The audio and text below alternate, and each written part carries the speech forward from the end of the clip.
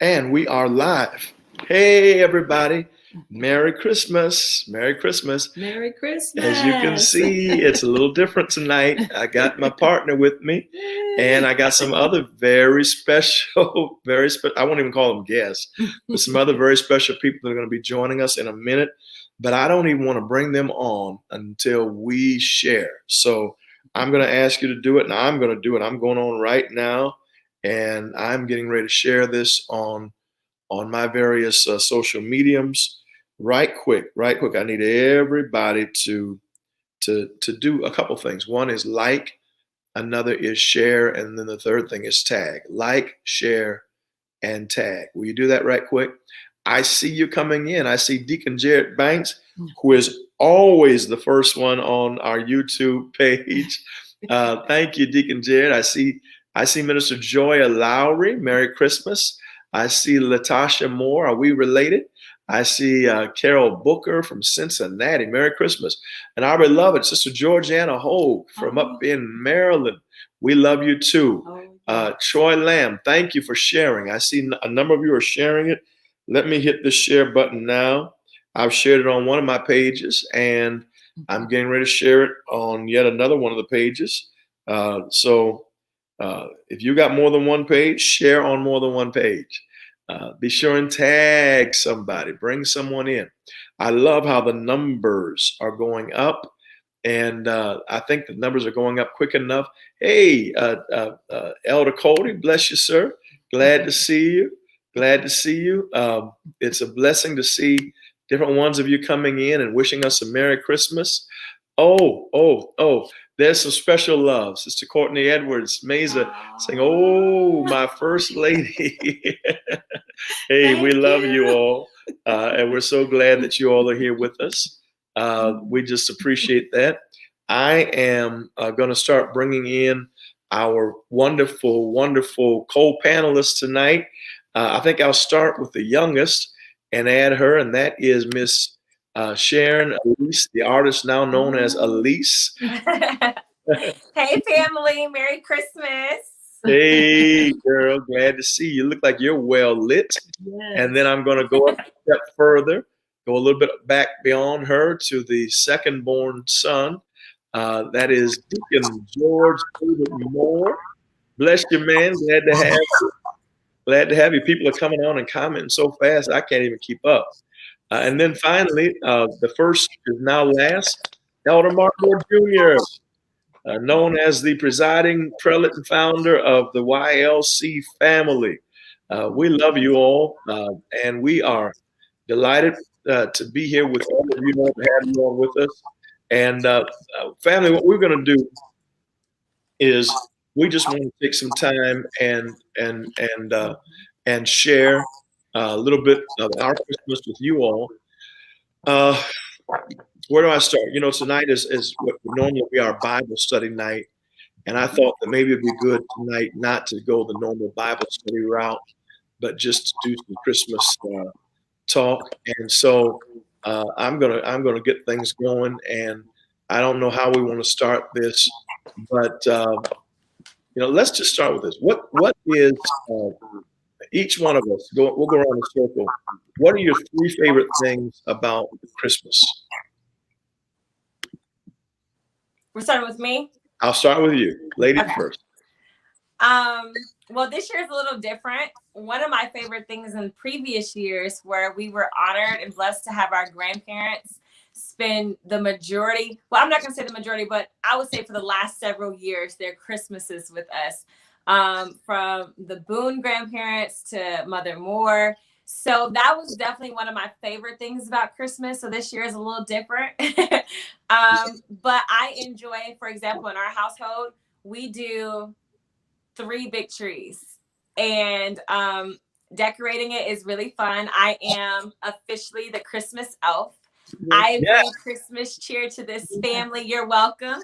Yes. That tree behind my parents, I did it. Thank you. Yes, you did. My mother's, of course, big Christmas dinner.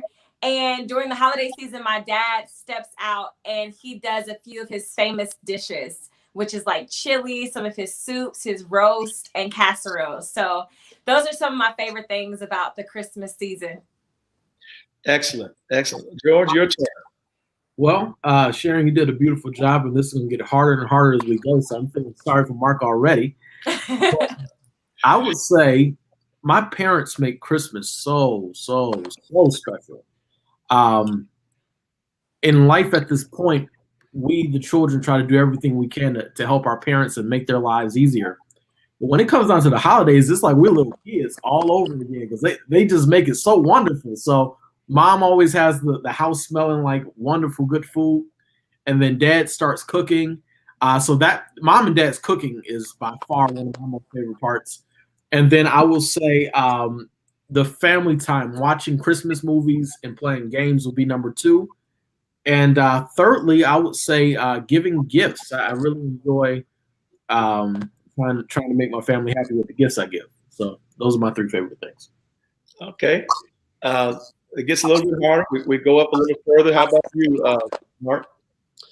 I think my 3 favorite things are on the screen right now.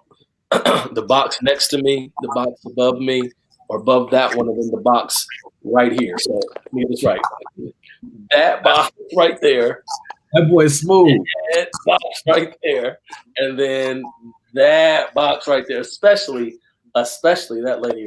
She's my absolute favorite. She makes Christmas just ain't Christmas without Shirley. That's y'all see what I'm saying? Right.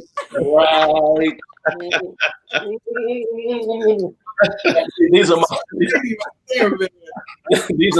my 3 favorite things about Christmas. And I agree with George and I agree with Sharon with everything that they said. The sights and the sounds and the smells, the scents of our family home. And now, because time has marched on, we have so many, not just new memories to create with each other, but so many just phenomenal memories to hold on to of Christmases gone by, when we had, the extensions of our family, our grandparents, and things that we can now look back on and cherish. That's to me what makes this time of year so special. Great answers all around, and I guess you all have made it harder yet. So I'm going to go to the first lady, my bride. Hey, babe, what is your favorite thing? 3 favorite things about Christmas?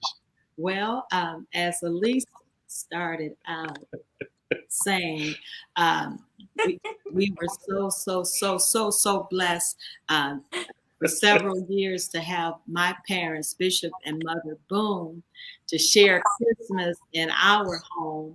And that was so special. And we were also blessed to have Mother Moore in our home. So that's number 1, was so special. But since I've been married to my husband, now childhood, we'll get to that later. But on the journey with my husband, he has really helped to make Christmas even more special for me and then our children. So my first favorite is the memory of my beloved, precious parents, them sharing Christmas with us, to see the smile put on my children's face. That is another special favorite of mine. I enjoy cooking for my family. And this is for, I'm not even looking at the screen. I'm looking at you. Hey, Mom. Make Christmas really special. Like Elise said, all these delicious soups and casseroles and chilies and all of that. He make it very special. But my children, also to be with them, family time is a key thing. I think that was more than 3. That's good. That's okay. I think that that my favorite things about Christmas are 3 things: are family, and family. I hear my pastor, who's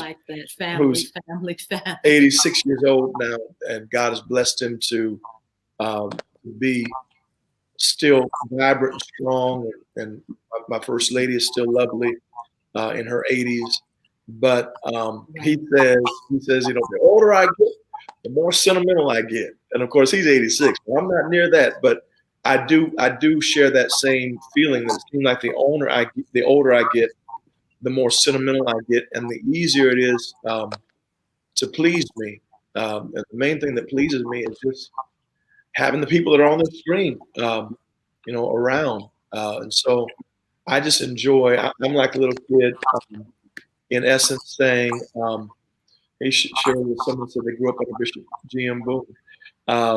But it says Katrina Dennis. We love the Boones, grew up under Bishop G.M. Boone. Thank you. AAFC. Yay. And we got Miss Barbara Calloway on. But I'm like a little kid, asking the kids, when will you be here? When will you be here? When will you be here?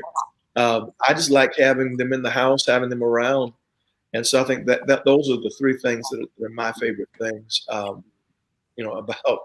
about Christmas. Let's go another direction. We'll start from the top and work down. I'll start with the first lady and work down. What is your earliest Christmas memory? My first Christmas I remember is I'm guessing or thinking I was 4 years old, and my first 2 Christmas gifts that I received from my mother and father was a baby doll and a plastic phone, and the phone was the kind you dial. Oh, yeah. Oh my goodness, it was a pink phone and my baby doll. That was such a happy Christmas for me that I received a baby doll and a telephone. Great. Very, very, very, very special to me. And mother, that Christmas, the Christmas tree was a white Christmas tree. Flock. We used to get the Flock's Christmas trees. That's the It was decorated. Mother had it decorated so pretty. My cousin in Seattle, Bishop Nathaniel Davis. At that time, he was Elder Davis, but he was my cousin, my father's assistant pastor. He was very artistic and creative, and I remember that he would. It was very popular, the white tree back then, and they would get a live tree, and then he would take it in the garage and flock it. He would spray the white flock on it, and then bring it in, and we'd decorate it like a snow-covered tree. I don't remember my first toys, but I do remember that it seemed like we always had a lot of toys and things at Christmas, and of course, that infamous tradition, which I'm sure someone will probably talk about, devotions and waiting while everybody opened their gifts. That tradition started for us when I was a child, and I remember enjoying opening the gifts, and we'd do that. Then it seemed like we would have our dinner, and every Christmas evening on Christmas night, it seemed like a lot of the church would come over. Of course, my cousins were allowed to church. They had, by the time it was over, they had 13 children. So I had a lot of cousins in the church, but there were a lot of our members who would come over, and they would eat dessert and play games late into the night. There would be sometimes members just in different rooms playing games upstairs and downstairs. So I kind of enjoyed that joy of having a house full of people and laughter and noise. I remember children be falling asleep on the floor, and back then you didn't use the coat closet. Anybody remember when guests would come and they would just take all the coats and put them on like the guest room bed, so there'd be a bed full of coats, that they just dump everybody's coats on. But I remember those kind of things at Christmas time. I'm going to go down to Junior and ask him, what is your favorite or earliest Christmas memory? What's your earliest Christmas memory? I honestly don't know if I can recount my earliest Christmas memory. I think my earliest Christmas memory would probably have to be just realizing how different our Christmas traditions were from everyone else that we knew. And I'm not even going to go into it right now, but I think that really stood out from an early age. The fact that everybody else, I think, and George, I don't want to steal any of his shine, But for those of you that don't know George's favorite movie, not favorite Christmas movie, his favorite movie, period, at least for a very significant portion of his life, was 27. So I 27 years. I don't know if you got a new one, but Oh no, it's still going, baby. It's still going. I don't want to tell you wrong, but yeah, so George's favorite movie, period, is Home Alone, 1 and 2, the original, and then Lost in New York. And if you know anything about Home Alone 2 specifically, that's the one that comes to mind. At the end of the movie, they're in that beautiful suite at the Plaza Hotel, which before they bring the bill, which they never should have got a bill, because if my mother was there, she would have made sure that the McAllister family did not have to pay because of all. Because my mother is a brilliant woman and she's just so smart and she knows how to negotiate stuff. That's why she's my girl. But anyway, before the bill comes and before all that happens, you remember they wake up and what do? They all run into the room and they just start tearing open gifts, ripping open presents. And I remember looking at that as a little child and thinking, you savages, who raised you? Wild animals? Y'all not gonna have breakfast? And y'all not gonna put on corduroys and hush puppies? And y'all not gonna have a devotional service? This just the uncivilized nature of this is ridiculous. And just realizing that after a while, I think we're the only ones that do Christmas the way we do it, and have to, all of the formality and the ceremony. And I, now as a grown up, I look back and I'm definitely going to do it with my family. But I think that was probably my earliest memory of realizing how different we did Christmas. And as a child, of course, it was a lot, I'll say. But now looking back, the fruit of it has been so good because I think it's made all three of us, George, Sharon, and I, really, really concerned with giving gifts instead of just receiving gifts. I know now, people ask, "What's on your Christmas?" I don't know. I have no idea. I don't think of stuff I want until like the day after Christmas. I'm like, oh, I should have asked for such and such. But my whole joy or excitement about Christmas is putting smiles on Sharon's face and putting smiles on George's face and putting smiles on my dad's face. And most of all, though, it's really about just putting smiles on my mom's face because that's the face that I love to see smile the most. And that's Christmas for me. George, take it away. Well, after my brother did all that wonderful presentation, I got to be honest with you all. One of my favorite or first Christmas memories, I would say, is Christmas shopping. And so I remember as a kid, we as a family would go Christmas shopping. We would go to a mall, and we would split up.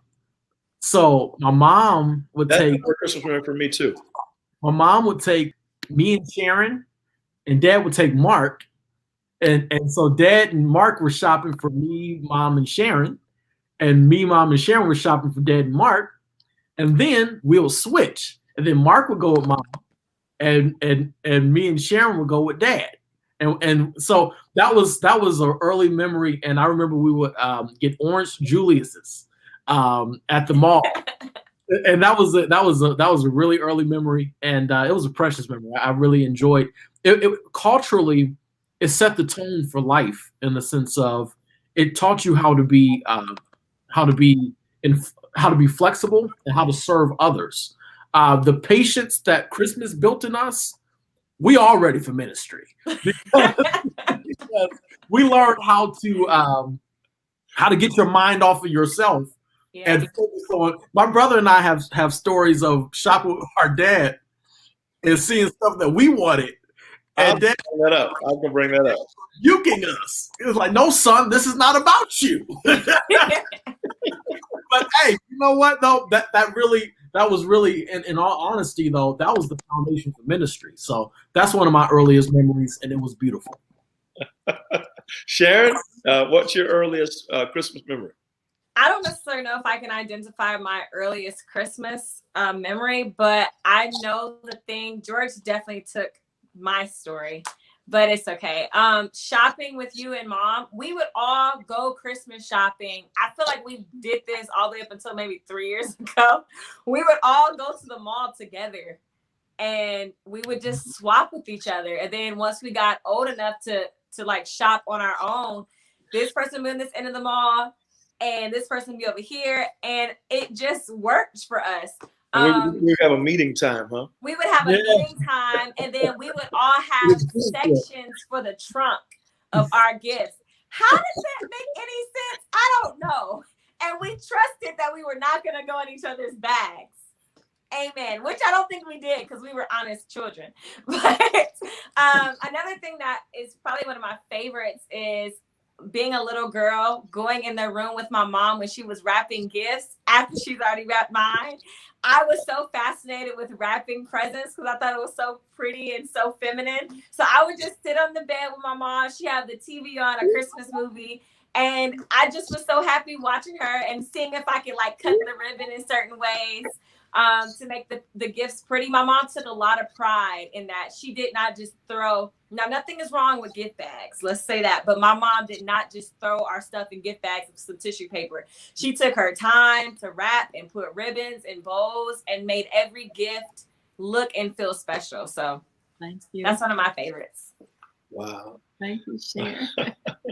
I'm thinking now about so many rich memories about the Christmas shopping, and I got so much of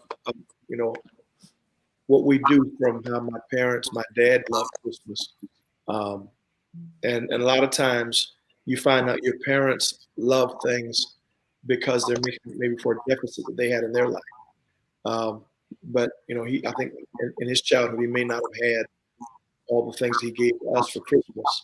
But I'm thinking about the Christmas shopping tradition. I remember as a kid that we would do that. We would go, and when we were little, my parents would split us up. Each parent would have 2 kids with them, and then they'd reverse the split so that we could shop for the other parent for the other kids. I remember the Christmas tree shopping, which I don't think you kids had that experience as much as little kids, but we would go as a family Christmas tree shopping in Seattle. There's a Christmas tree lot in Seattle called Chubby and Tubby's. Chubby and Tubby's. And it seemed like Chubby and Tubby's was huge because, we would be walking around from aisle to aisle, tree to tree. And I've gone back to Seattle in the years since I've been grown and discovered the whole Chubby and Tubby lot. It seemed like it was maybe no bigger than my family room. Maybe my family room and my kitchen combined. It was maybe I'll say 30 by 50. That was a whole lot that I thought was huge as a little kid. But those experiences, the department stores downtown in Seattle, there was the big department store called Frederick and Nelson's, and then there was a department store called Bon Marché. And at the Frederick and Nelson's, they had an electric train set in the window, a beautiful train set, and you put your hand on the handprint on the window and it made the train go. So those were the kind of memories, that stood out to me of just the Christmas season of what we did. I'm so excited because I see so many of our good friends on here. I saw a question by Bishop Travell Travis, and I'm going to put it up. He said, "I'm curious to know which child as a kid was most likely to cause Christmas to be canceled." No, say that again. He said, "I'm curious to know which child as a kid was most likely to cause Christmas to be canceled." No. Yeah, none of them, because we weren't going to cancel Christmas. Now, we might whip somebody. Exactly. Whipping on Christmas, but We were just behaved on Christmas. Like y'all did all the parenting through the year. By Christmas, we were wrecked. We were always on the nice list. I think I remember we never threatened the children with not getting Christmas presents. That was a threat, sir. One time I thought I wasn't going to get something, but it wasn't like that. What happened was, and this is one of my earlier Christmas memories. Dad was at the church, and he'd been out shopping, I guess, and there was nobody home but me and my mom, and we were just at home, me and mom, having a blast, just the 2 best friends that anybody could ever have. Me and Mom. And what I used to do is George, Sharon, and I all we would love to sleep with our parents, and Dad never was receptive to us getting in the bed with them. He would always, be the bedroom police and kick us out and carry us over. But we knew that if we could just make it to my mom's side of the bed, that was safety. I could feel her throwing the sheet back and putting it back over you. that was the safe place. If I just knew that no matter what was going on in the world against me, if I could just get to where my mom was, I just knew that everything would be all right because my mom was going to have my back. Had to do with what? What was the? I'm going somewhere. Oh, so okay. One night, I crawled on in to my mom's side, and Mom, as always, had received me with love and warmth. And so I'm in the secret place, just cuddled up with my mom, just having a blast. And Dad comes home, and so my mother, looking out for me as she always does, she says, "Just be quiet. I'll hide you." So Dad comes in. She said she'll hide you. No, something like that. She said she'll hide you in the secret place, Mark. Something like that. That was my take. Don't interrupt me. So I'm there, just me and my mom, just two peas in a pod, right? Dad comes in and he starts talking. Yeah, Shirley, I was out Christmas shopping, and my little spidey senses perked up because I said I might hear something that I don't know if I'm supposed to hear. And my mom is just so sweet. She was like, "Well, what happened? What did you get?" And he was like, "I bought Mark the boombox he asked for." And I remember I was like, "Oh." Did you speak to the covers, Mark? I was speaking to the covers, George. And I remember, I guess I made some noise and he heard me. And he was like, "Boy, are you in here?" And I crawled out from under my mother's safety and looked. And he was like, "Oh, I guess I got to take your boombox back." And I was just like, man, I was sad because I wasn't going to get my boombox, I thought. But I was so happy because I was still with my mom. And that just made everything better. So, again. She's laughing. What happened to Mark? Yeah, I'm getting close. She's laughing. She's just smiling. I'm getting She's not close. laughing. She's just smiling. Okay. She's laughing softly. I know it. I can see it coming. It's right here on the right side. It's right there. It's going. She's trying to hide it. It's coming. Hey, someone is wishing us, Shirley. Someone's wishing us Merry Christmas from the Jones family in Muskegon, Michigan. Oh, That's got to be someone you know. Sister Darlene Jones. That's Sister Charlene Evans' twin sister. We were raised together in Apostolic Assemblies of Christ. Love you, Minister Jones, my sister. Somebody tell what it was like to shop with your mom. Because me, pick me. No, you had your turn. We did not always. Okay, your mom was on your side. She said, "Let you tell it." But we didn't say that, didn't she? Sometimes when I was busy or whatever, she would take 1, 2, or 3 of the children out by herself shopping. And that was always a different experience. So tell that story of what it was like shopping with your mom. Since my mother requested it of me, I shall. Oh my gosh. Going Christmas shopping with Dad, you got to start there to understand going Christmas shopping with Mom. Christmas shopping with Dad was always a deep,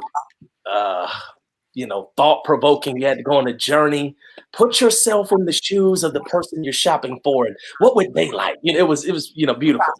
He would ask. It was great, but nothing compared to Christmas shop with my mom. Because I'm gonna take some of the young people in the room. Y'all won't know what this is, but back when we were little, there was a store. And I need the witnesses in the comments to number one share, and I need y'all to talk to me if you know what I'm talking about. There was a store known as Toys R Us. Anybody remember that store? Who remembers Toys R Us? Yeah, I need some witnesses in the comments. Toys R Us. I'm gonna lose some more, y'all. The mascot of Toys R Us was a gentleman by the name of Jeffrey the Giraffe. Y'all don't know what I'm talking about. You're too young. All right? I'm gonna find a witness in here. Break it down. So mom would take us to Toys R Us, and she didn't really ask, ahead of time. We didn't have to do a whole lot of lists. We didn't have to do, some families, they'd get the Sears and Roebuck's catalog and they're circling stuff and underlining and all that. We didn't have to do all of that. My mother would take us to Toys R Us, and she would ask us, we'd walk down the aisle and, oh, Mom, I want one of these. And she said, you want one of these? Then she would say this. She'd say, now, okay. You just make me so mad every year. She said, now, you said you want a Power Ranger? Yeah, Mom, I want a Power Ranger. Okay, now, if you were going to get a Power Ranger, she would say. Not saying that I will get you Not one. saying you're going to get one. But if you got one, would you want the red one or would you want the blue one? I want the blue one, Mom. You want the blue one? You want the blue one? Yeah, if you were going to get one, you would want the blue one. Yeah, I would want the blue one. Okay, go over there and don't look.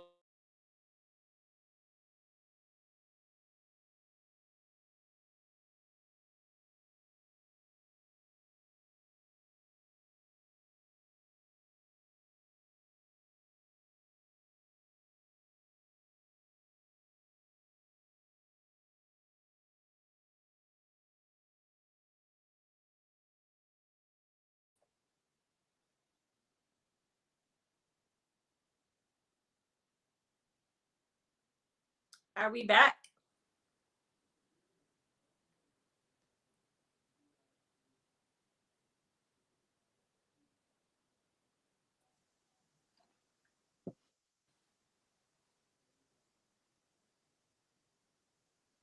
Mark, you there?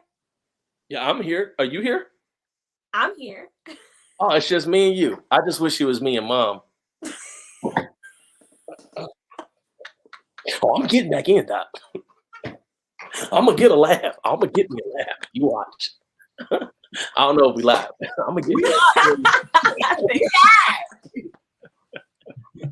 Okay. Yeah, we're back. We're back.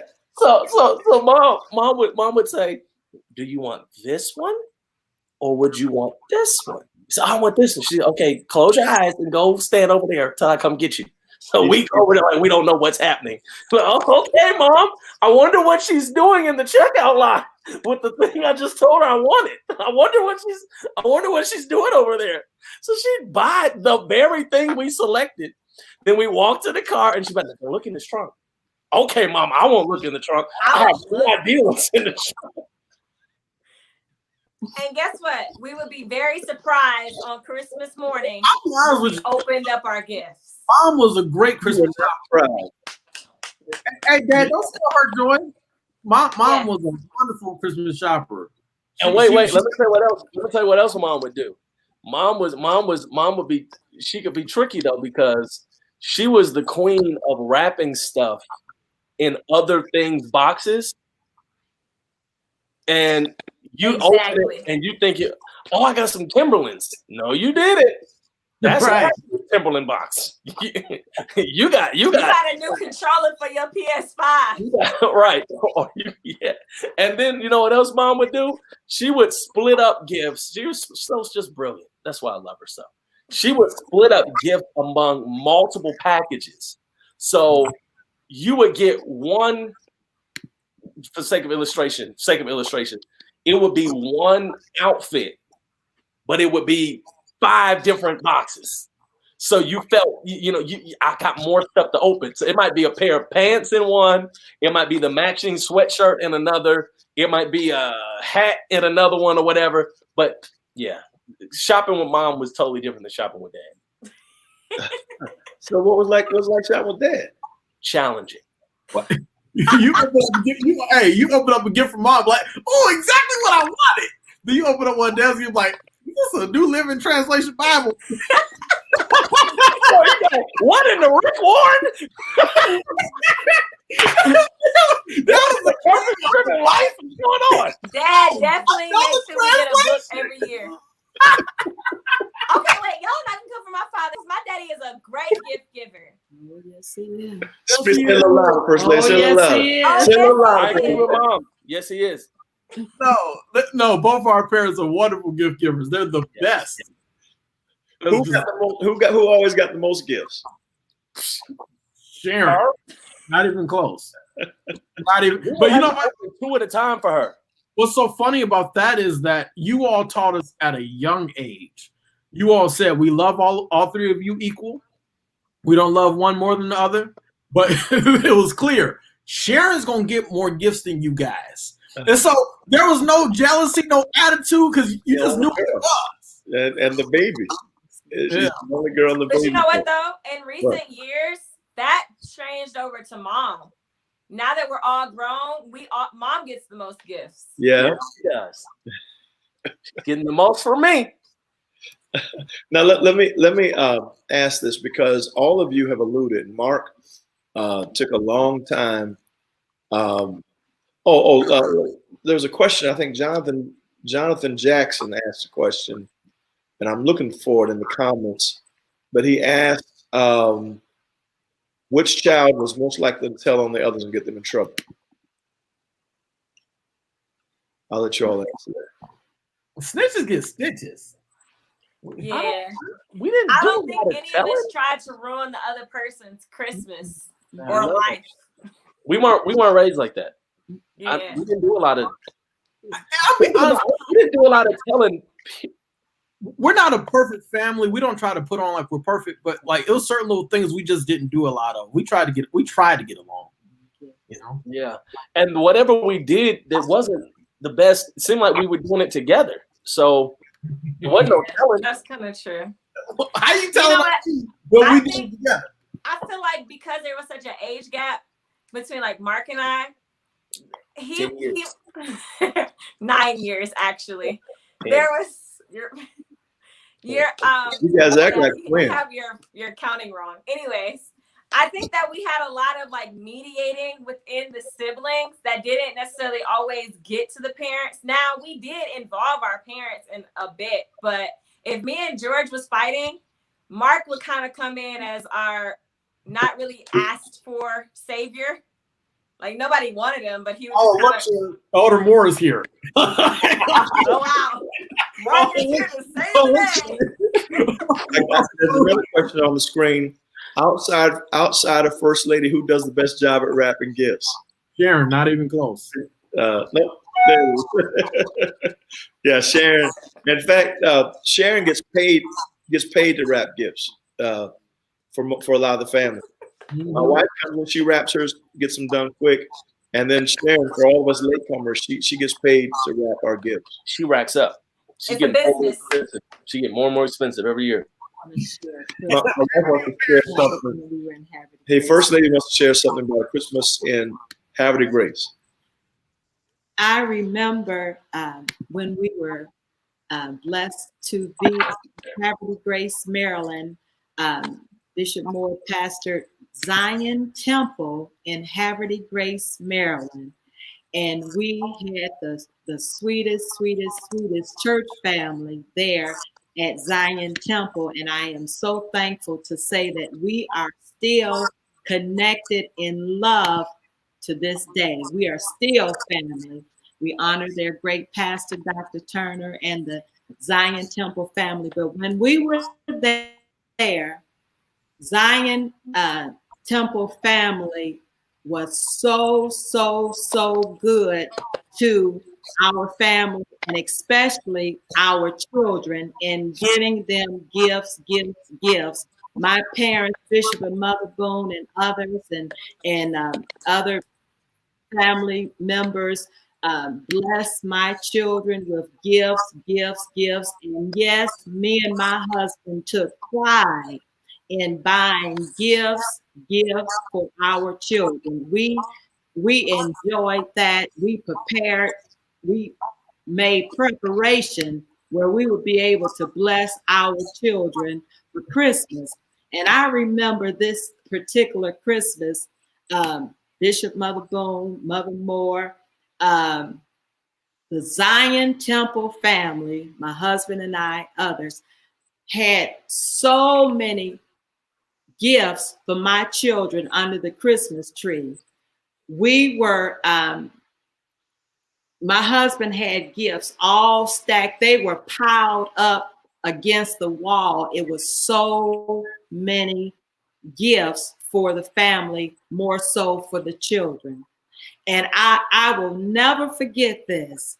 They were, now my husband, I believe my son or someone will talk about this later, but we in our house, when it's time to open up gifts, we respect each other, and it's one at a time. And we all look. Everybody got to look at them at one time. So we would go around. My husband started where we would start with the baby, my Elise, start with her first and work our way up. And I remember in the middle of opening all of those gifts, it was, I don't know how many gifts under that tree, well over 100 gifts, and probably 200 gifts. It was unbelievable. Middle way of opening all of those gifts, I started looking at my children, and they were tired of opening up gifts. It was so many gifts. They had gotten everything they wanted, everything I'd asked, what color would you want it in? They had opened all their gifts that they had wanted and still had, I don't know how many more gifts left. I will never forget that time looking at my children's face. I don't know if they remember this or not, but trust me, I remember. They were tired of opening gifts. That's how blessed they were. It was unbelievable. Tired. Who have ever heard of anybody being tired of opening gifts? It was beautiful. It was beautiful. Yeah, I wanted to share that. That was a good story. Yeah. Our kids have really been blessed. Yeah. A lot of PK families don't have the experience of love that we've had, and I gotta give a lot of love. I know some Havre Greases in the house. Oh yes. Yes. Havre Grease was a great They church family. Yes, they were. For raising a family. Yes, they were. Someone says, I think it's Jaquia Jackson. Do you all have any family holiday traditions that you still continue to this day? Who wants to take that? Yeah. We still have to have a full worship service on Christmas Sunday with 2 choir songs, a love offering, a speaker's offering, a New Testament scripture, an Old Testament scripture, devotional and praise and worship. Words of encouragement. Testimony. You know what the worst part was? I used to hate the year that I had to read the scripture because I never felt like I read good for everybody. So I'm like, Jesus Lord. You could have kept that.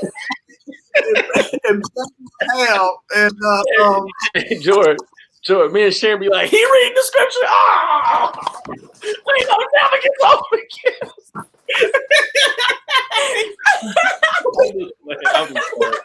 What did I read? And it always felt like it was 12 verses what I had to read. I was like, man, y'all know. You have to read the Old Testament prophecies concerning Jesus in the Hebrew and the Aramaic.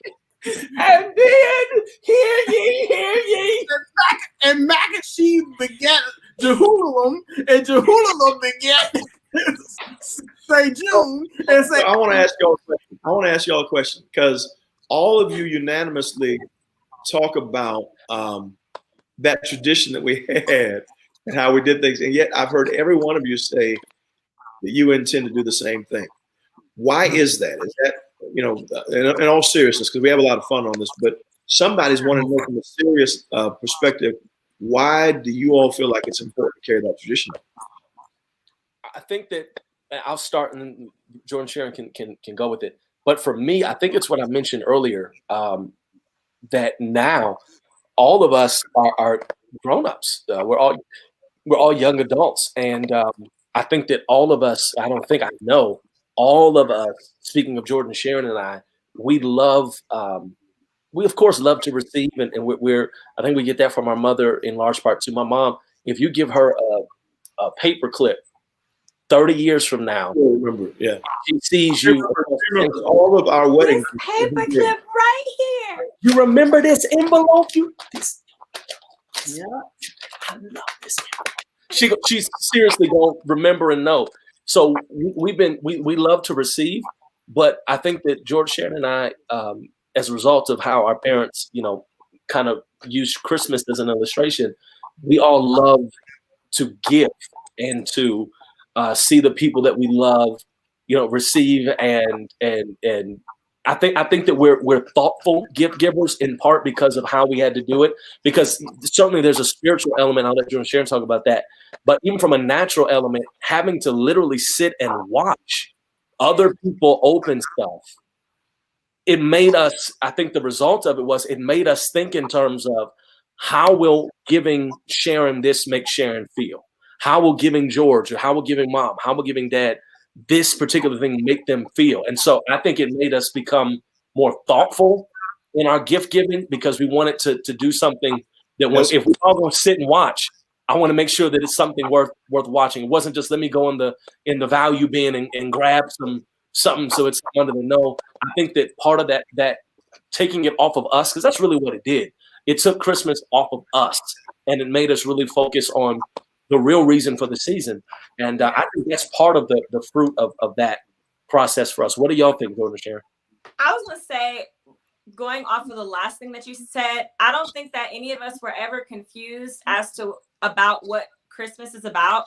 Like, I heard you guys talking on Sunday night saying that we never believed in Santa. None of us did. Like, Christmas was literally about Jesus for our entire family, for my entire remembrance of Christmas. So when we do our prayer, our scripture reading, our Old and New Testament, and our it was not no Old Testament reading. But go ahead. Amen. When we do both Testament readings, and then when we go around talking about what we're grateful for, like it's like a moment of silence. Like, this is not about you. Like, while there are plenty of gifts here, there is a reason that we are gathered together. And also, I think it's important. And what I love about it, why I'm going to take it to my family, is being that we're all a busy family. It's like Christmas Day is the time where we just kind of slow down. And even if it takes us 5 hours to open gifts or however long it takes, it's like we are fully present in the moment. We're not on our phones. We don't have to take calls. We don't have to run any errands. We're not doing any outside work. We are all zoned in and focused on one another. And so I think that's part of the reason as well, in addition to what Mark said, why I'm going to take this tradition to my kids. George, it's on you, man.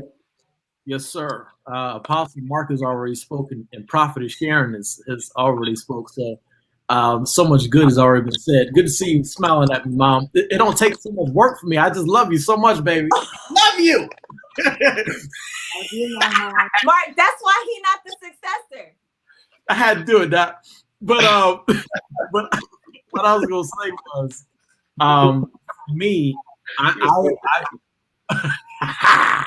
I'm gonna take it to my children because that was a particular moment where when you opened up a gift, and for those of you who did not watch my brother talk about it the other night, we literally would sit and watch each other open up gifts. We didn't dive in. We had an order and structure of it. And I love it because for that very moment, you felt like you had the undivided attention of your entire family. Yeah. Oh, And I think what a lot of parents don't recognize is that what you do with your children when they're young will impact who they become when they're older. And so the structure of that moment taught us patience, it taught us selflessness, and it taught us that it's not about you.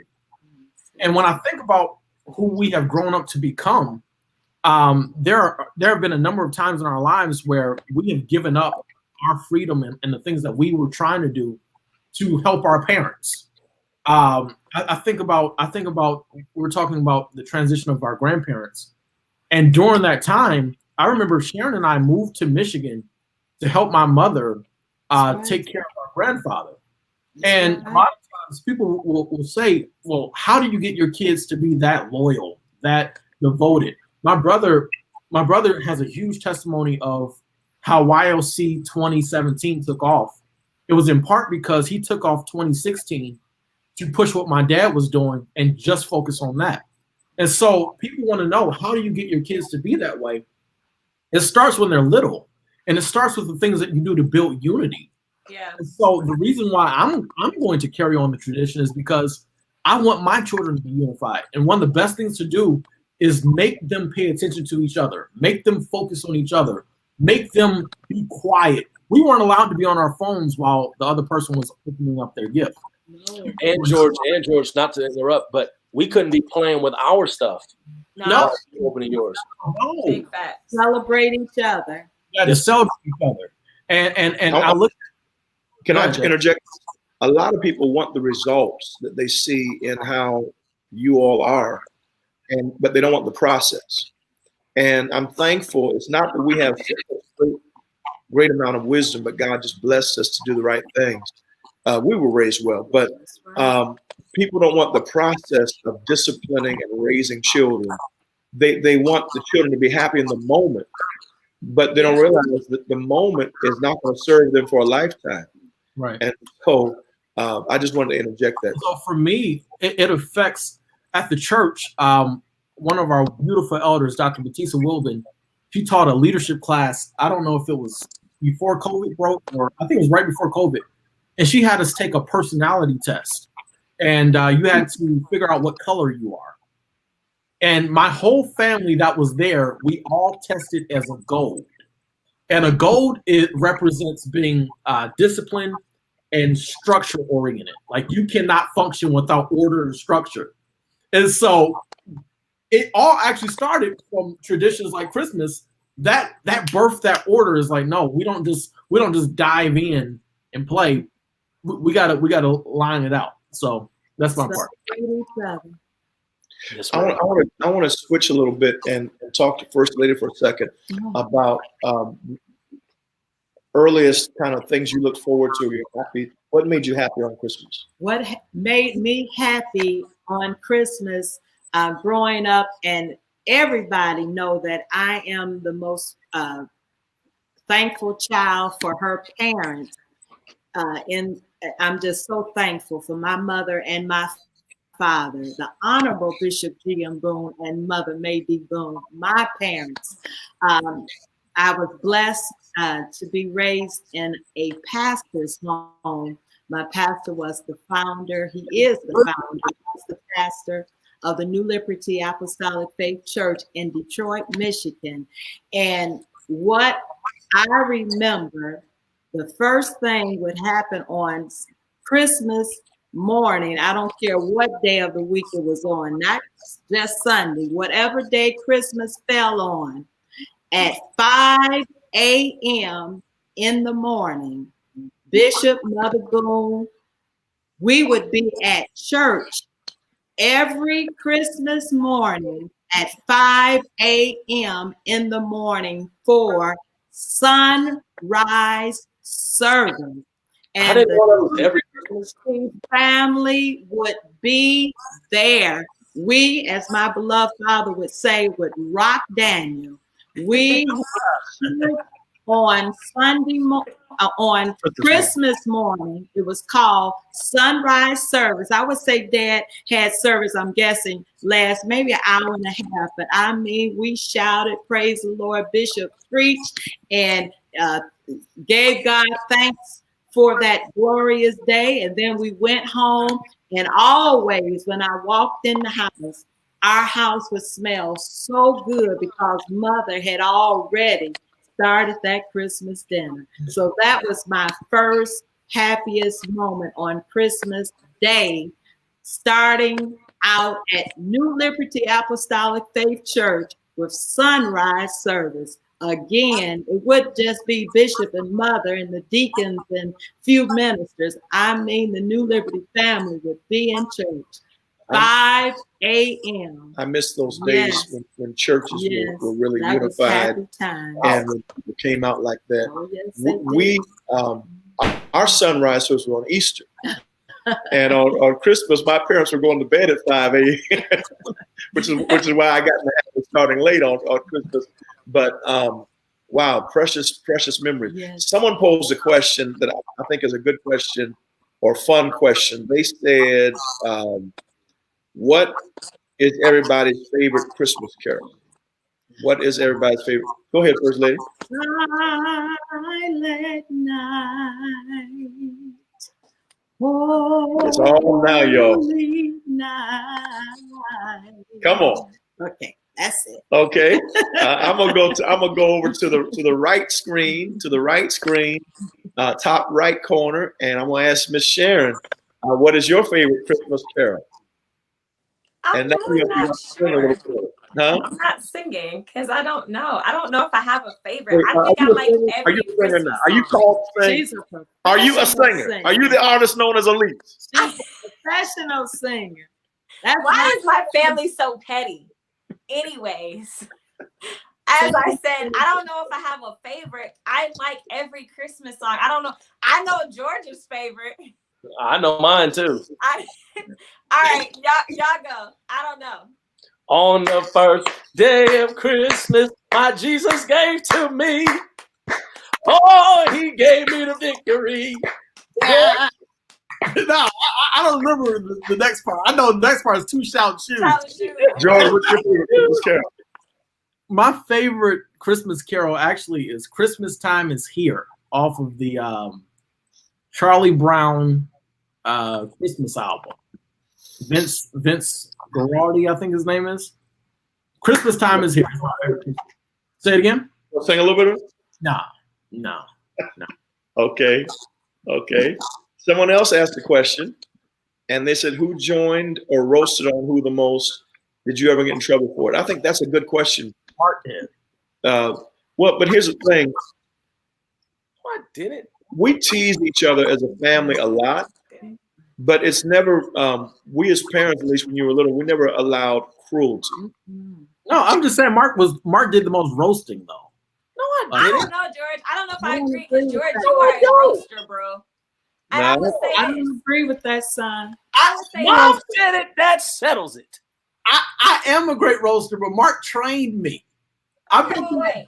I think because there's age gaps with all of us, that might not be a fair statement. Because at this moment, George is like the biggest roaster in this family. Especially if he's hungry or And sleepy. tired. Somebody feed that man. But somebody's Exactly. feelings get hurt around Like here. George has When roasted. George It's about to go down. It gotta be a special day for me to be a good roaster. You hurt my feelings here. I'm just mean. I don't even know if it's roasting. Sharon has a little more bite to hers. Make you think about your life. Like, oh, Yeah. man, I'm not doing good. Let me see There's here. some great roasters too, though. Anybody else have any other questions before we get ready to wrap this up? What did George say? I'm going to let George answer this question. This question is for George only. What is the worst gift you ever received from your parents? I'll say in the past 4 years. I'm trying to set you up, son. I'm trying to help you. You want me to give you a hint? Yeah, give me a hint. It's something that you listen to music on. Is that what you're talking about, Dad? Yeah. Oh, you're talking about my my great value AirPods? No. And by the way, those are not great value. Those are expensive AirPods. I love them. I wear them every day. No, this is something you have not used though. And you roasted me. Speaking of you roasted what I gave you. In the new millennium, have the nerve. I want to say I did well on this gift. I really did mean well. You talking about in the world of streaming? You want me a CD player? It wasn't just a CD player, son. It had bass boost. It had a stabilizing thing. It had a super skip. It had bass boost and shuffle.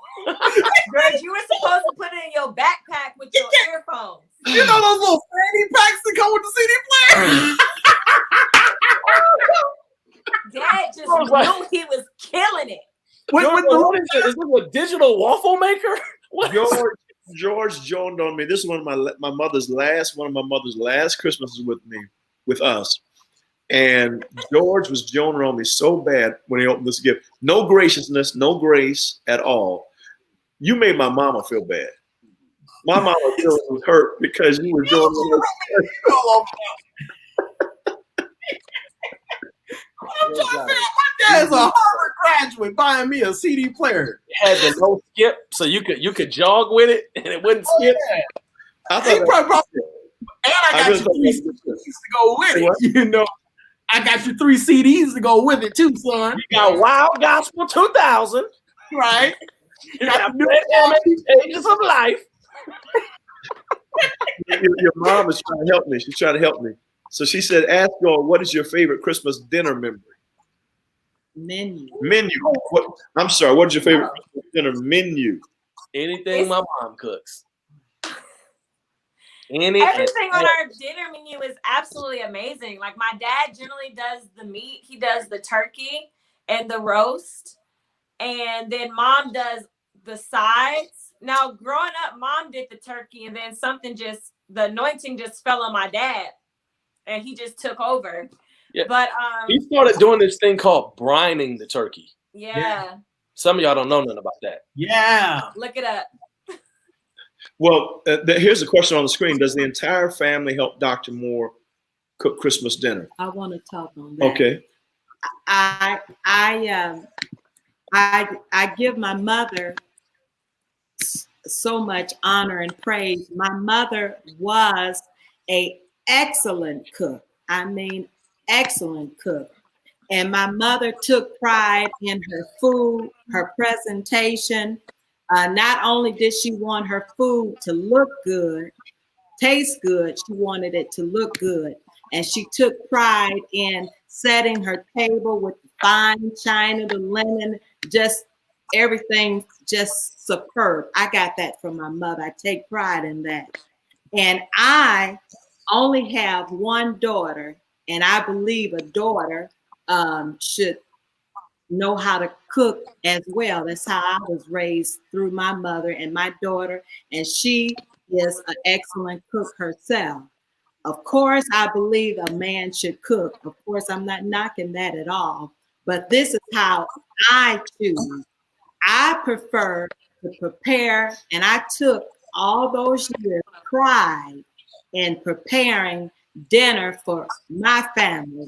My husband, how long has it been? I didn't start helping until maybe 7 years ago. I would agree with that. So really for the first 20 plus years of our marriage, I didn't cook it. I may have made the punch, helped make the punch or something. And of course, Sharon was too little during that time. Mark and George didn't have an interest.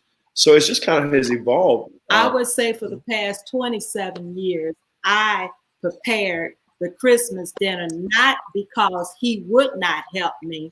I did not ask him to help me. I wanted to prepare him. I didn't want to help either, y'all. I wanted to prepare him and my children the best dinner because that's how I saw my mother treat my father and her children. I wanted to do my best. So to answer, let me say this, and everything on our Christmas table that she makes is made pretty much from scratch. That's right. Except the cranberry sauce. That's right. Cranberry sauce ain't good unless it's shaped like the it's round and sliced. They gotta have the can in I took pride in preparing the best meal for my children, my husband, and my family. I take pride in that. I don't start the morning of Christmas. I start early, and I like everything right. Everybody do how you do. Do your best. Do your best. But I don't believe in serving my husband and my children on paper plates for Christmas, Thanksgiving. I very seldom prepare dinner and serve my family on paper plates. That's my choice. You do your best, but that's my choice. I don't like to serve my husband or my children often on paper plates. I will say this, though, because there are those watching that have a different background. Right. We were blessed even from the time we got married with a lot of beautiful serving trays and dishes. And then, of course, both of our mothers were formed as far as how they serve. Right. So one of our wedding gifts that came, it didn't come at the wedding in October, it came by Christmas, was our plate setting, our table settings. So we believe in using what the Lord has blessed us with. So we've never, or my wife has never served us even out of the foil cooking things, because she's been blessed to have nice things to serve us with. And so I think the lesson is to do the best you can with what you've been blessed with. And I appreciate that. Our family appreciates that. I see your hand, Mark, but say, go ahead. No, I was just going to add to what Mom you were saying. Go ahead, Mom. But the sister, someone had asked, did I have help? It's not that I couldn't have had help. It was sweet people from the church, our beautiful church here at Faith Covenant.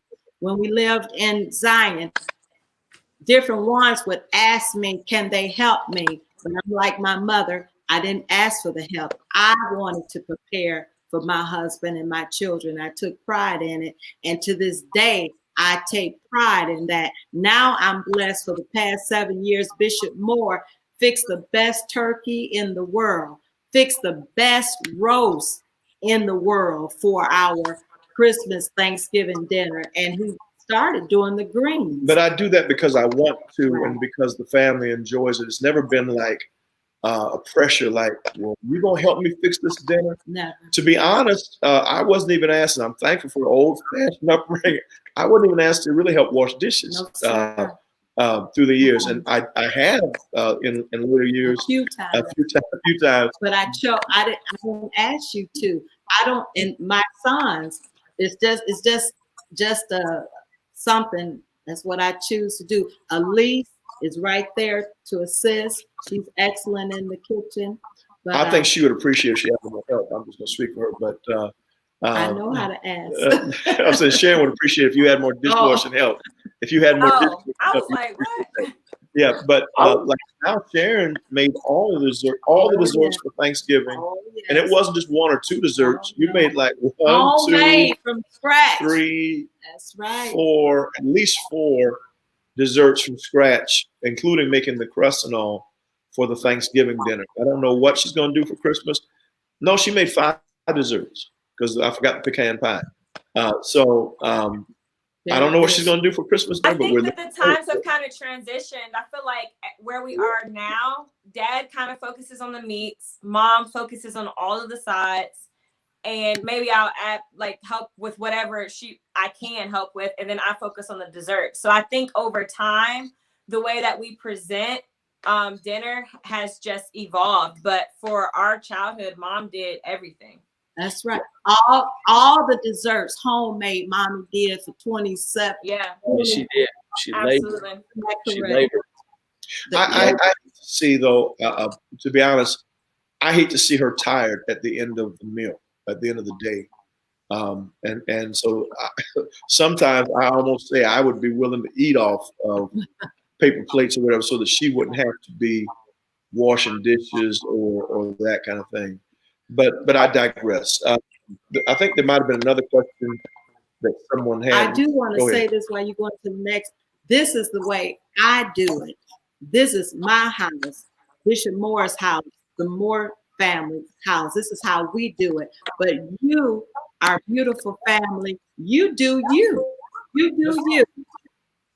But I do your best. I do hope the principles. Do your best. I do hope that we're giving some principles that would help somebody to do better. Go ahead, son. And you that are blessed to have a good husband, take good care of him on Christmas. Do your very best. Carry that through life. Excuse me. Go ahead. The nuggets are invaluable. I wanted to say this about my mom's place settings. I think this is a great conversation on really multiple levels.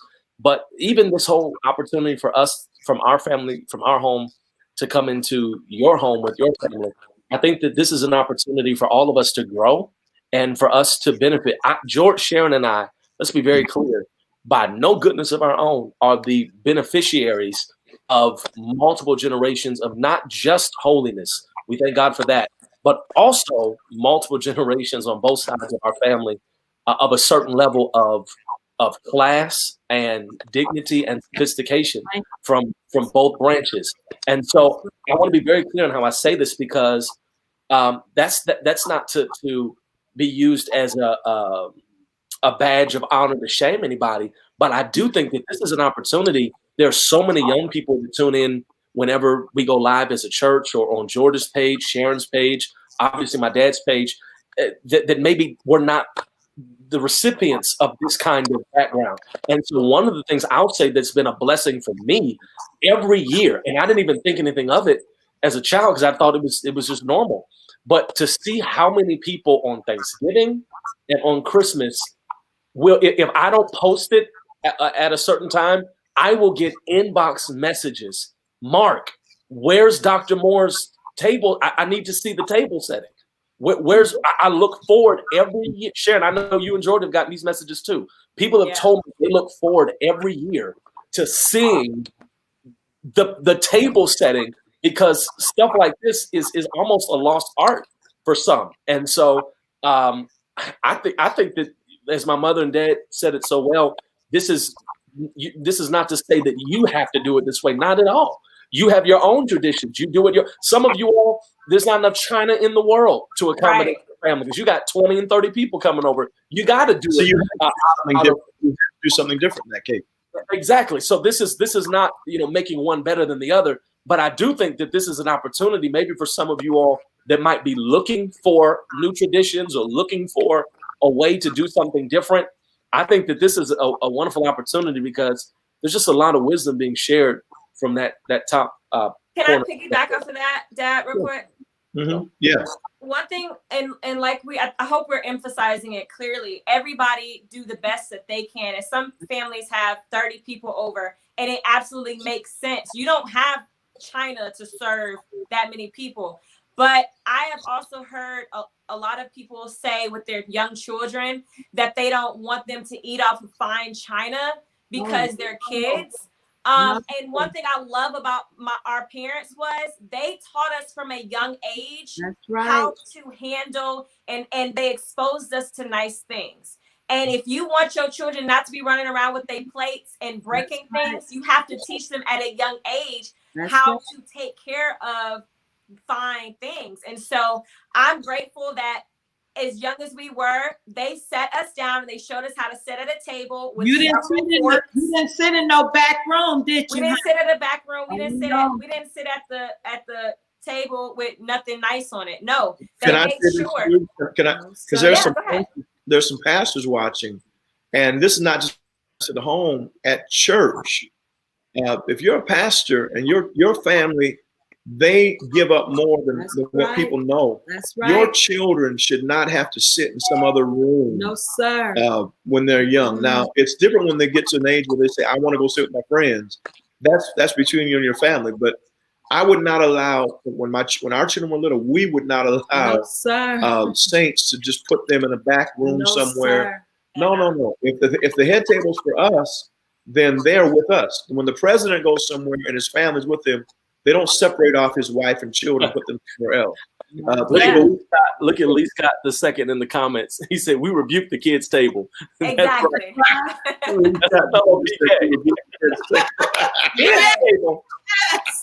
It's not daddy church. Kids' table. Where you do that? To finish, guys, go ahead first. I'm glad Elise put that wisdom out there to the parents. If you're blessed to have good china, if you're blessed, let your children eat off of that fine china. Train them early so they'll know how. Part of opportunities like this are to expose us to more. So some of us are watching and we're saying, I didn't know what china. Go get some. Yeah. You don't have to inherit it. Go get it. If I can piggyback on that too. See, this is what we're doing right now goes back to an earlier time when generations taught the next generation. And when people came in church, even they may have come from a really rough background. But for example, if they watched Mother Boone's example, if they watched my mother, Mother Moore, they learned how to do things with class, dignity, and elegance. And they did not have a mentality that says, you can't tell me anything, and I'm just going to do things my way. There ought to be this whole learning thing that we learn to do life better. We learn to do life with more art. I want to add this, and then we got to get ready to go, guys. We've been on for over an hour. But I want to just add this caveat. When I talk about pastors taking care of their kids and making sure that they're treated well, the other side of that coin is your children shouldn't be grand either. My children did not have armor bearers. Our children did not have armor bearers. They had babysitters. Oh, the best. And they better Thank you, Mama Smith. And they better not. They better not say, "This is my armor bearer." They better not say, "Go get me that." That's something Mark would do. That's what Mark would do. No. Mark be in the kitchen helping fix the china plates. Shut up. I'm just playing. Mark wouldn't do that. So What's my armor bearer? what's the other side? Carry all sword and shield. Carry your own. But I want to say this: we got to go. This is a very different Christmas. This is a very different Christmas. Hey, Mama Smith is in here, Dad. Yeah, I see her. I see her. I see Hey, Mama. Love you. Love you, Mama Smith. Love you, Mama Smith. Love you, Auntie Eva. I Love prayed y'all. and asked God for a babysitter when we were in Maryland. I was carrying my George, and the Lord showed me Mama Smith. And I'm telling you the truth, she was a blessing from heaven. She started taking care of her bubbles, George.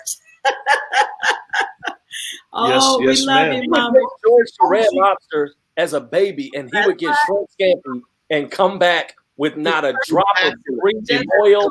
No butter on his outfit. I think she used to take all his clothes off. There'll be a little naked baby Red Lobster each. I don't know what Mama Smith and Deacon Harden did. She must have wrapped him in towel paper or something. I don't know what she did. But guys, we got to get ready to go. And this has been a real joy. I didn't know it was going to go like this. You all are easy to talk to. But I want to say this. This has been a different year. None of us have seen a Christmas like this. For me, it's my first Christmas with neither of my parents. Yeah. That's different for me. But this whole COVID thing, I saw someone on here earlier said because of COVID, I can't get my kids gifts. And, and we said earlier about how we were blessed through the years.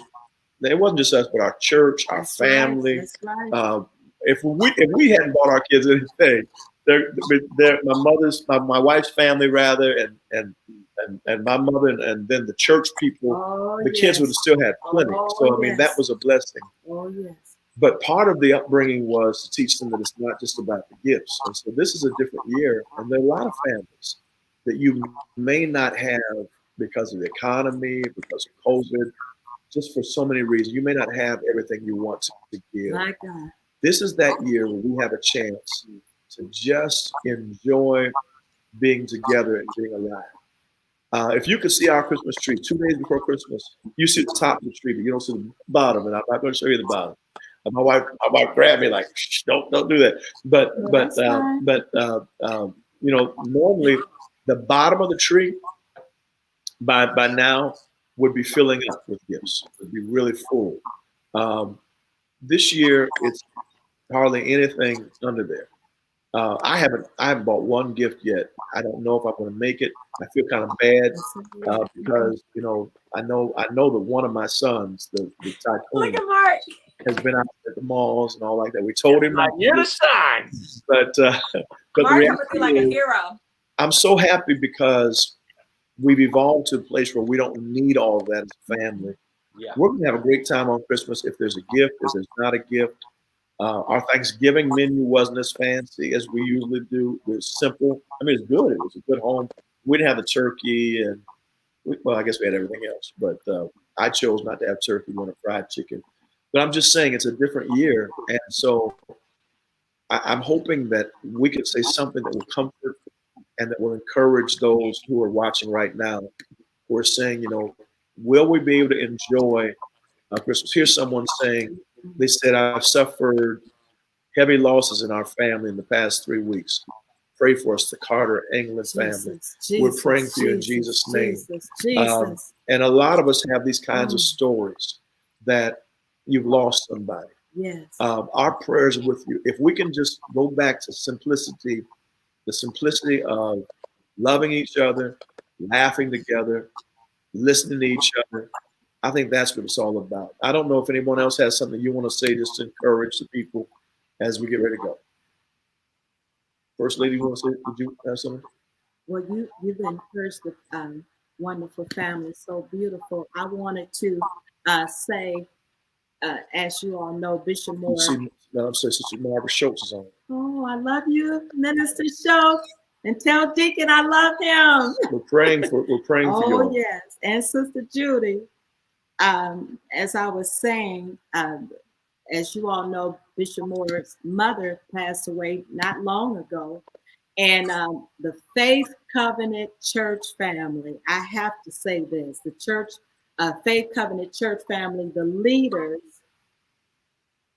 I'm telling you the truth, the 12 days of Christmas, I must comment on how the Faith Covenant. It's been phenomenal. It's unbelievable. This has been my best Christmas from a love standpoint in Georgia. And this is something. That's right. This is me. If you're gonna, bless, this is one package right here. All of us, all of them have shed blood with their Father here, assisting him in building Faith Covenant Church. They have not just included Bishop Moore. They have included all of us. Can I talk about how it's been? It started. We weren't expecting it. Started, I think, last Monday? On the day of your father's anniversary. The 14th. That was a Monday. We hear the doorbell ring, and it's a couple of our precious members with masks on, and they're delivering a goodie package of cards for the family. And it's the first day of Christmas. Every day thereafter, at a certain time in the evening, either the doorbell rings or we get a text message saying, check your port.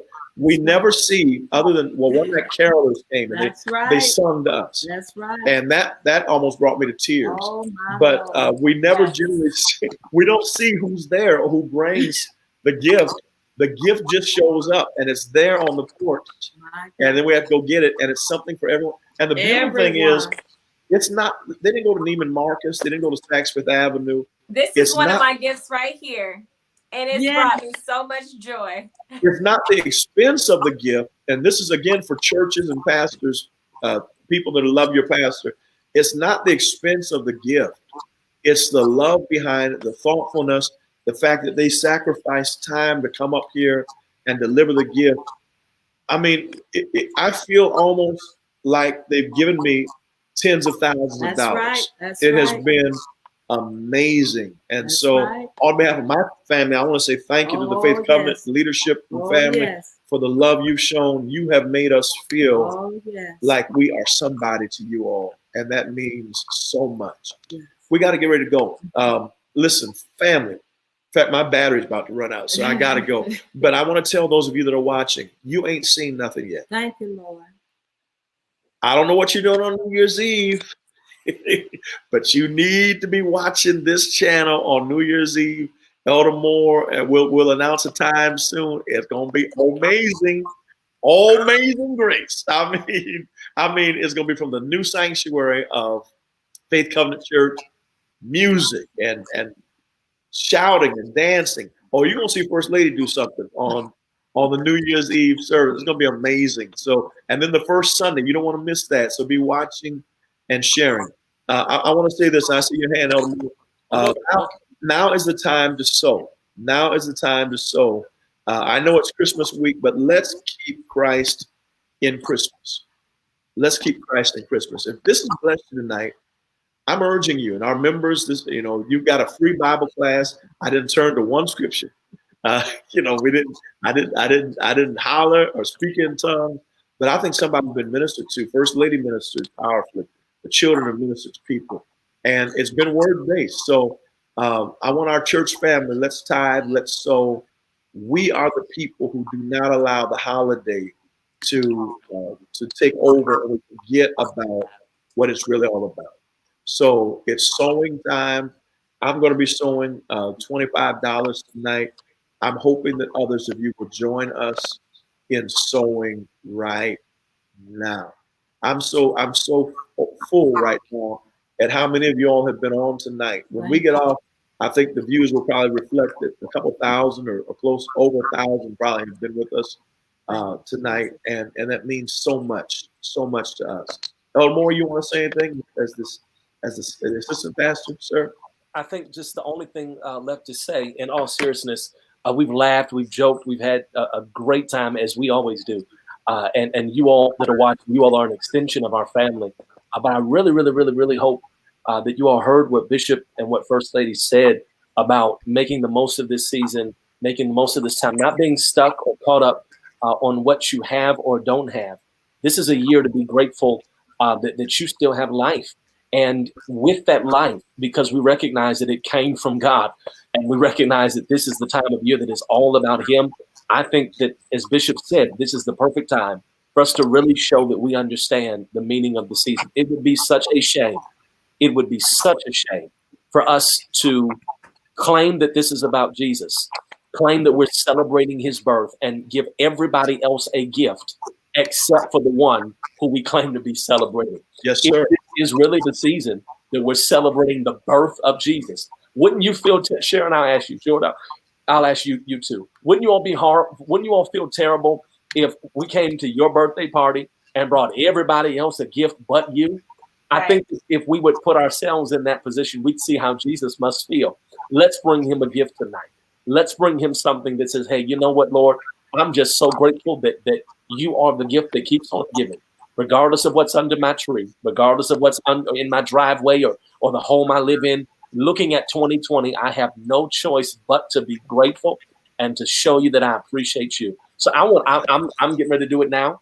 I hope everybody else will sow, and let's be faithful. Let's be who we say we are, and that's people of faith and people of God.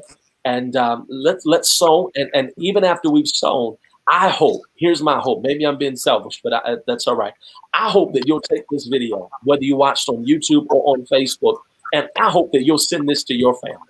I hope that you might not be able to be in the same house this year because of COVID and travel and distance, but send this to your family and say, hey, let's watch this together, because I think this is going to help us grow a little bit and help us spark conversation in our house about some of the things we have to be grateful for. So let's sow, let's continue to show love. Let's continue. Last thing I'll say, and I'm giving it back to Bishop and First Lady. While this is for the people on this screen, even with loss, even this year and in recent years, this is still the most wonderful time of the year for us. We're still in great spirits. We're still claiming joy and happiness. But for everybody, some of you even that are watching this now, this might not be a happy time for you. Some of you all are fighting depression. Some of you all are fighting heaviness. Some of you all are fighting, dare I say, even suicidal thoughts at this time of year. But I want you to know that the Faith Covenant Church and Bishop Mark Moore Sr., First Lady Dr. Shirley Moore, we are here for you, not just to make you smile and not just to make you laugh, but we have ministers standing by even right now that are willing to pray for you. If you're watching, you might not want to type it out. I understand. You might not want everybody to know, but would you just send us the inbox message and let us know that you want prayer or need prayer? And if you don't want to send us an inbox, there's a phone number that's scrolling right now across the bottom of the screen that you can call, and one of our ministers or elders will answer and pray with you even now. You don't have to be defeated this Christmas season. You don't have to feel like a failure. You don't have to feel like a loser. You don't have to let the devil tell you that your life doesn't matter, because it does. And we want you to know that we are a church. When the pandemic lifts, we want you to come be with us in person at 1663 Boulder Crest. But even between now and then, every Sunday, every Wednesday night, we're here for you. And we hope that you'll subscribe to the page, like the page, so that you can make sure you don't miss anything that we have going on. Thank you so much. I'm down to 5%, so I got to pray. I got to go. The number's on the bottom of the screen. You can call for prayer. We love you. We really do. And I hope that you will give a liberal offering tonight. Let's be a blessing. Family, I'm talking to my family, my blood family now. I love you all, and I've enjoyed. You would think we were in different places. We're all in the same house. But I love you all. This has been a joy, a pleasure. I speak for your mom, I know. We love who you all have grown up to be, and we're thankful that we've had the privilege of parenting you. And we want you to know we love you. I'm so glad I made it through this Christmas without Mark telling the world about the year that I gave his bicycle away to somebody. He gave my bike away to one of the members at the church, and Christmas. I haven't forgot about it yet. I'm still upset. Anyway, I knew you that's were the going to best. I knew it. I knew he went. Yeah, But we made exactly. it through. And listen, I love you all. I'll see you on Sunday. And then I don't know if I'll be on next Wednesday, but certainly watch night. Be sure and be tuned in. You'll see a flyer. We got some great things coming. SCC family, watch your email. There's a letter coming out to you in the next day or so. I love you all, and we wish you a very Merry Christmas and a blessed and happy New Year. God bless. Love you all. Love you.